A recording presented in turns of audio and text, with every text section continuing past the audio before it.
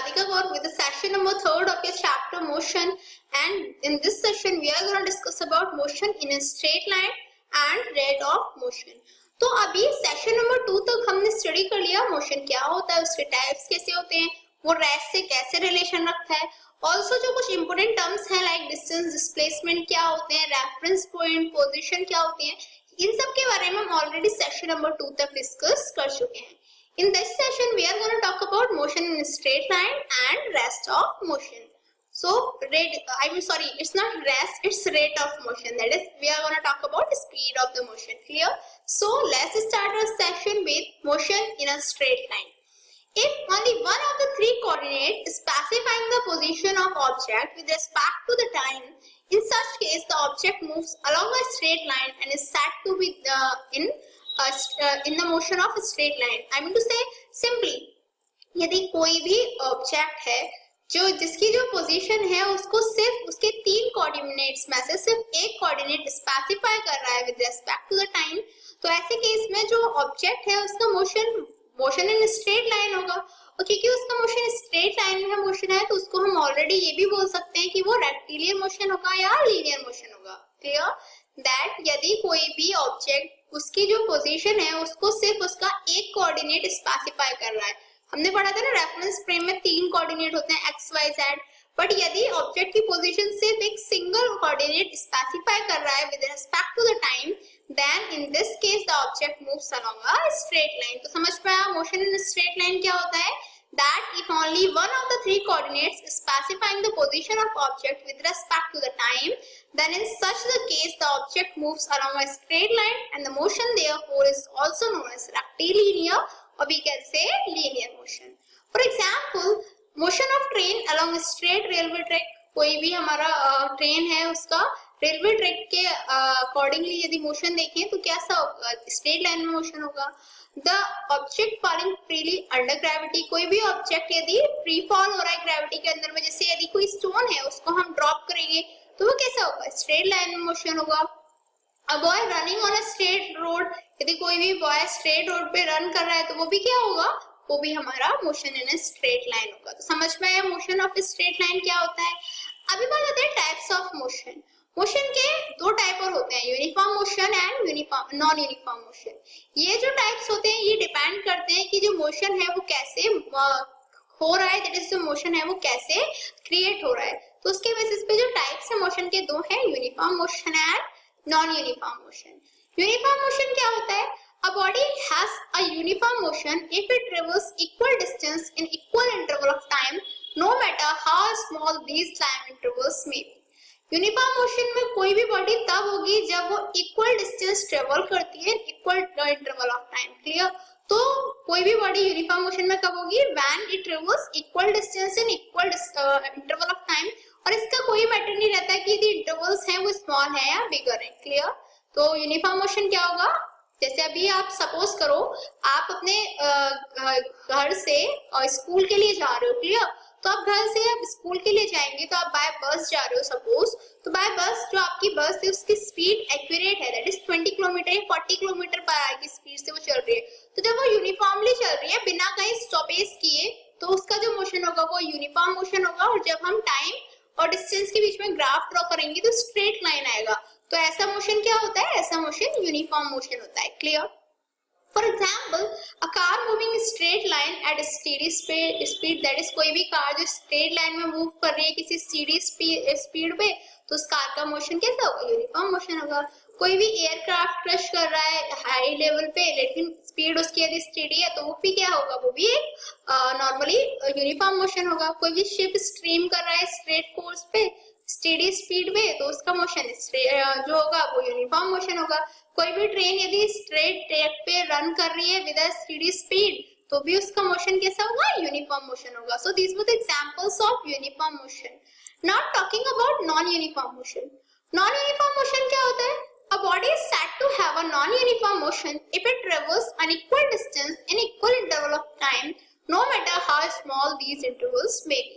कोई भी body non uniform motion में तब होती है जब वो अनइक्वल डिस्टेंस ट्रेवल करे इन equal interval of time. That is वहां पे क्या था? यूनिफॉर्म मोशन के टाइम पे इक्वल डिस्टेंस ट्रेवल हो रही थी इक्वल इंटरवल ऑफ टाइम में. बट यहाँ पे नॉन यूनिफॉर्म होगा, यहाँ पे जो बॉडी है वो अनइक्वल डिस्टेंस ट्रेवल करेगी इक्वल इंटरवल ऑफ टाइम। तो ऐसा मोशन क्या होगा, ऐसा मोशन होगा नॉन यूनिफॉर्म मोशन। एग्जाम्पल के लिए आप अपने स्कूल बस में हो, जो आपकी बस है वो स्टॉपेज लगा लगा के मूव कर रही है, और वीकेंड से कभी उसकी स्पीड हो रही है 40 किलोमीटर पर आवर, कभी उसकी स्पीड जा रही है 60 किलोमीटर पर आवर, और कभी उसकी स्पीड जा रही है 20 kilometre per our. That is वो यूनिफॉर्मली मूव नहीं कर रही, वो एक स्पीड से मूव नहीं कर रही। तो ऐसे टाइम पे जो उसका मोशन होगा वो कैसा होगा, नॉन यूनिफॉर्म मोशन होगा। और भी एग्जांपल्स के लिए, a car moving through a crowded market has non uniform motion. कोई भी क्राउडेड मार्केट है, वहां से जो कोई कार मूव कर रही है तो उसका मोशन कैसा होगा, नॉन यूनिफॉर्म मोशन होगा।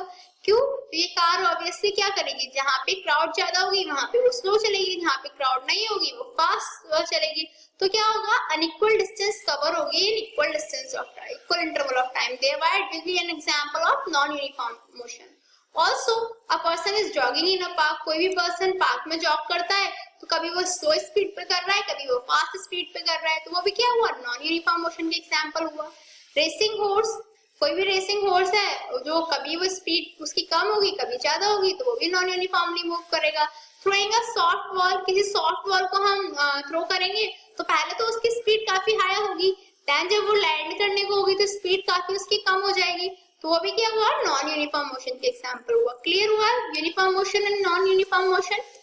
Now talking about rate of motion, the ratio of distance travelled bye an object and time taken is called rate of motion. वो रेशियो जो कोई भी डिस्टेंस ट्रेवल किया जाता है ऑब्जेक्ट से, मतलब कोई भी ऑब्जेक्ट जिस डिस्टेंस को ट्रेवल कर रहा है उसके बीच में, और जो टाइम उसने लिया उस डिस्टेंस को ट्रेवल करने के लिए, उन दोनों के बीच में जब हम रेशियो फाइंड आउट करते हैं तो वो क्या होता है, रेट ऑफ मोशन होता है। Clear, that the ratio of distance travelled bye an object and the time taken is called rate of motion. Different object may take different amount of time to cover a given distance. Different objects जो है different amount of time लेते हैं किसी भी given distance को cover करने के लिए। तो जब हम रेट ऑफ मोशन की बात करते हैं तो हमारे जो टर्म्स हैं उनमें एक वर्ड आता है, दैट इज स्पीड। तो स्पीड क्या होता है, speed of an object is defined as the distance travelled by it per unit time. Speed क्या होगा, speed of an object is defined as the distance traveled by it per unit time. कोई भी हमारा object कितने distance travel कर रहा है पर यूनिट टाइम, वो क्या होगा, वो स्पीड होती है। क्लियर, दैट इज कोई भी ऑब्जेक्ट कितने डिस्टेंस कितने टाइम में ट्रेवल कर रहा है वो क्या होगा, स्पीड होगा। स्पीड इज स्केलर क्वांटिटी, एक स्केलर क्वांटिटी होती है क्योंकि ये मैग्नीट्यूड पे डिपेंड करती है, ना कि डायरेक्शन पे डिपेंड करती है। ऐसे unit of speed is metre per second. जो मेरी स्पीड रहती है उसकी ऐसे यूनिट क्या रहेगी, metre per second. And speed is always positive and can never be zero. जो स्पीड होगी वो हमेशा पॉजिटिव रहती है, कभी भी स्पीड जीरो नहीं हो सकती। तो क्लियर हुआ है स्पीड क्या होती है, speed of an object is defined as a distance travelled by it per unit time. अब बात आती है यूनिफॉर्म स्पीड क्या होती है। तो if a body covers equal distance in equal intervals of time, then the speed of body is said to be uniform, that is constant speed. Simple है, यदि कोई भी बॉडी इक्वल डिस्टेंस ट्रेवल कर रही है इक्वल इंटरवल ऑफ टाइम में, तब उस बॉडी की जो स्पीड होगी वो कैसी होगी, यूनिफॉर्म स्पीड होगी, दैट इज कांस्टेंट स्पीड होगी। Clear, that if a body और we can say if a moving body covers equal distance in equal interval of time, then the speed of the body is said to be uniform, that is constant speed. But जब बात आती है non uniform speed की, तो non uniform speed में क्या होगा, if a moving body covers an equal distance in equal interval of time, then the speed of body is said to be non-uniform, or we can say variable speed. That is, ये वहाँ पे क्या था, uniform speed में equal distance cover कर रही थी equal interval of time में। यहाँ पे क्या होगा, जो बॉडी है वो अनइक्वल डिस्टेंस कवर करेगी इक्वल इंटरवल ऑफ टाइम में, इसीलिए जो स्पीड होगी बॉडी की वो नॉन यूनिफॉर्म रहेगी, दैट इज उसकी जो स्पीड है वो वेरिएबल रहेगी। Is that clear to you? Now talking about average speed. Average speed is defined as a ratio of total distance traveled by an object to the total time taken. Average speed क्या होती है? Suppose करो आपकी school bus ने आपके घर से चलना स्टार्ट किया आपके स्कूल तक, क्लियर? तो कभी वो 20 की स्पीड पे चल रही है, कभी 40 की स्पीड पे चल रही है, कभी 60 पे चल रही है, कभी 55 पे चल रही है, clear?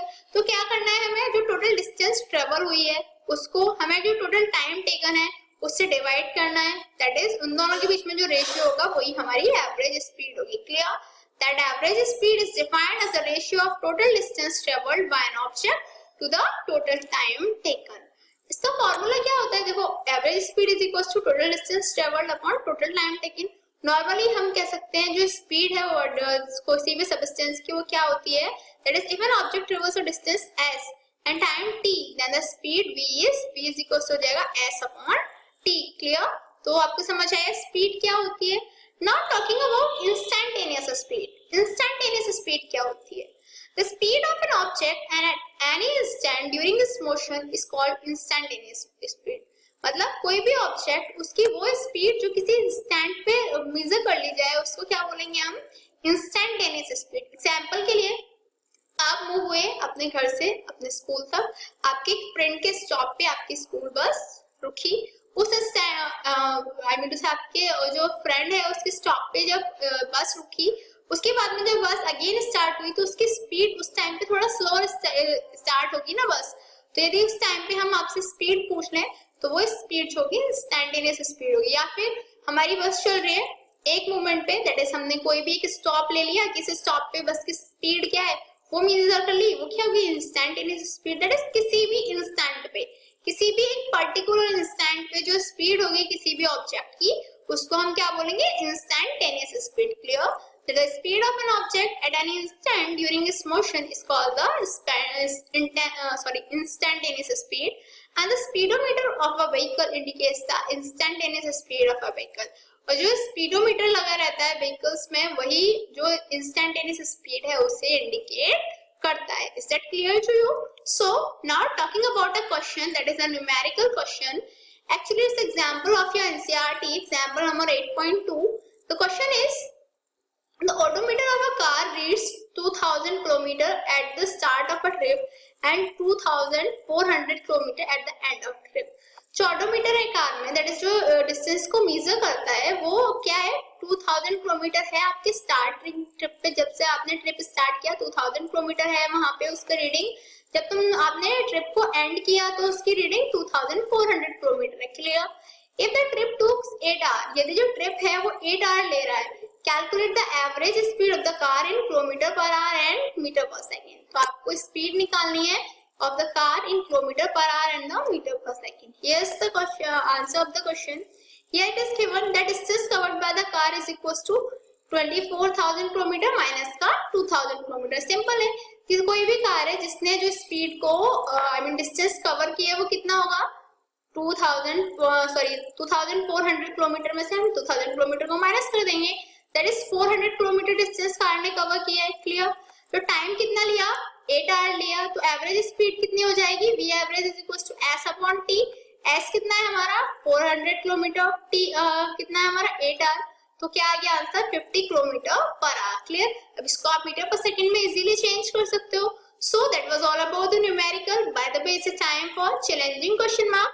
And today's question is, there is also an example from your NCERT textbook. I just want to know, do you know the formula which will be used in this question? I'll be telling the answer very soon. The question is, Usha swims in a 90 meter long pool. Clear? That Usha है जो 90 meter long pool में swim कर रही है. She covers 180 meter in 1 minute. वो 180 meter 1 minute में cover करती है by swimming from one end to the other. कैसे? एक एंड से दूसरे अदर पे जब बैक आ जाती है तो वो कितना करती है? 180 मीटर कवर कर रही है 1 मिनट में. Find the average speed and average velocity of Usha. आपको क्या करना है? उषा की average speed and average velocity find out करना है. अब बताती है आपने एवरेज वेलोसिटी के बारे में तो अभी पढ़ा ही नहीं, तो कोई बात नहीं. एवरेज वेलोसिटी के बारे में आपको नेक्स्ट सेशन में स्टडी कराएंगे. फिलहाल के लिए आप ये सोचिए, आप ये फाइंड आउट करने की कोशिश कीजिए कि एवरेज स्पीड निकालने के लिए हम इसका क्या फॉर्मूला यूज करेंगे और कैसे न्यूमेरिकल्स फाइंड आउट होगा. And you have time for 5 seconds and your time to start now. 1 2 3 4 5. Time's up. So, have you thought about that? Let's check out. Actually, total distance covered by Usha in 1 minute is 180 meter. Clear? And displacement of Usha in 1 minute is equal to 0. क्यों? क्योंकि initial जो उसकी position थी वही उसकी final position थी, इसीलिए displacement हो गया 0. लेकिन डिस्टेंस क्या है? डिस्टेंस तो 180 मीटर है. तो एवरेज स्पीड क्या हो जाएगी? एवरेज स्पीड हो जाएगी total distance covered upon total time taken. Usha ने 180 मीटर लिया 1 मिनट में, तो क्या हो जाएगा 180 metre into upon 1 minute into 1 minute upon 60 second, ये हमने मीटर पर सेकेंड में चेंज करने के लिए किया, तो आंसर आ जाएगा 3 मीटर पर सेकेंड। तो एवरेज स्पीड इसकी कितनी होगी 3 metre per second. Clear. Average velocity निकालने के लिए हमें क्या फाइंड आउट करना पड़ेगा, displacement upon total time taken. Displacement जो है इस जगह 0 है क्योंकि इनिशियल फाइनल पोजीशन उसकी सेम है, जबकि टाइम कितना है, टाइम 60 सेकेंड्स है सेम, तो क्या होगा आंसर आएगा हमारा 0 मीटर पर सेकेंड। तो क्लियर, जो एवरेज स्पीड है उषा की वो 3 मीटर पर सेकेंड हो जाएगी, जबकि जो उसकी एवरेज वेलोसिटी है वो 0 मीटर पर सेकेंड रहेगी क्योंकि उसका डिस्प्लेसमेंट 0 है। Is that clear to you? So what did we learn today? आज हमने क्या स्टडी किया? आज हमने स्टडी किया about the rate of motion and about the motion in a straight line. Rate of motion में हमने स्पीड के बारे में डिस्कस किया, हमने ऑल्सो उससे पहले हमने यूनिफॉर्म नॉन यूनिफॉर्म मोशन के बारे में डिस्कस किया, स्पीड के बारे में डिस्कस करके हमने non uniform and uniform speed, average speed, instantaneous speeds के बारे में डिस्कस किया एंड ऑल्सो कुछ न्यूमेरिकल्स हमने सॉल्व आउट किए। In next session we are going to talk much more about this chapter. Till then, good luck.